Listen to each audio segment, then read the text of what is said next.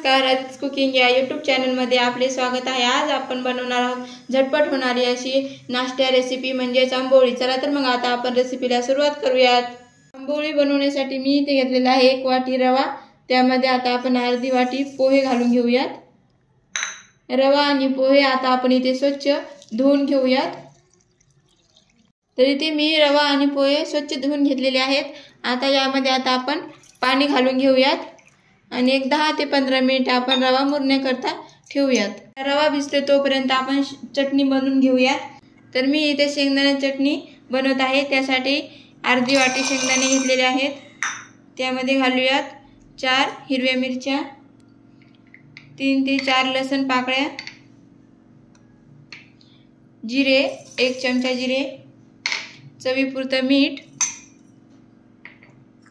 भरपूर अशी कोथिंबीर। आणि आता आपण हे मिक्सर मध्ये छान बारीक करून घेणार आहोत।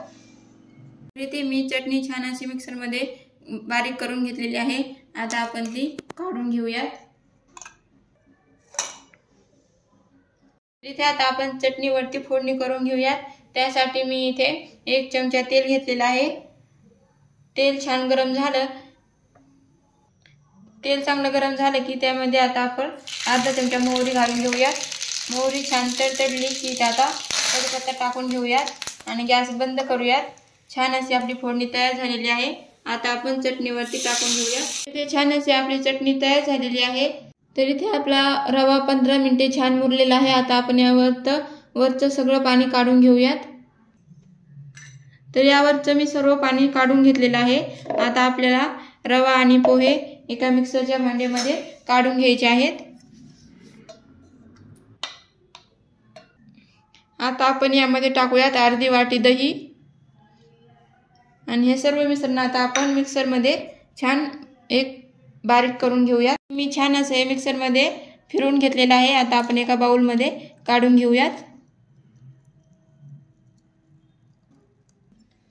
तर इथे मी अजिबात पाण्याचा वापर केलेला नाही। तुम्ही पाहू शकता इथे असं आपल्याला हे बॅटर बनवून घ्यायचं आहे। आता यामध्ये आपण टाकूयात चवीपुरतं मीठ, थोडासा खायचा सोडा। मीठ आणि सोडा छान मिसळून घेऊयात आणि आता आपण आंबोळी बनवायला घेऊयात। तर इथे मी पॅन गरम करायला ठेवलेला आहे। पॅन गरम झाला की त्यामध्ये आता आपण 1 चमचा तेल टाकून घेऊयात। पॅन छान गरम झाला की त्यामध्ये आता आपण 1 पळी हे बॅटर टाकून घेऊयात। हलकंसं आपल्याला हे पसरून घ्यायचं आहे, जास्त पसरायची गरज नाही। आणि हे आंबोळी छान आता आपण भाजून घेऊयात। इथे तुम्ही कोणताही तवा वापरू शकता, पोळ्याचा तवाही वापरला तरी चालेल।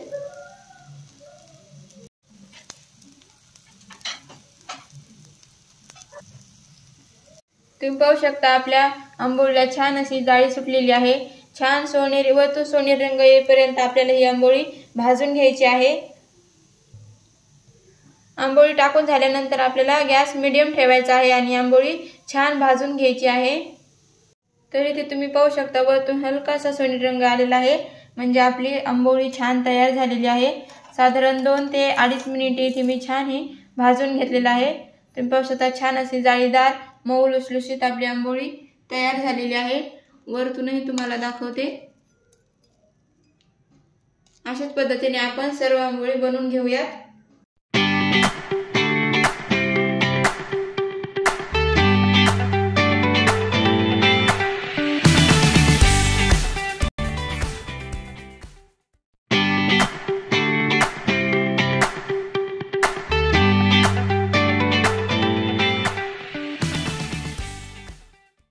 तर अशा पद्धतीने इथे आपली मऊ लुसलुशीत झटपट होणारी आंबोळी तयार झालेली आहे। व्हिडिओ आवडले असल्यास लाईक, शेअर आणि सबस्क्राईब करायला विसरू नका। धन्यवाद।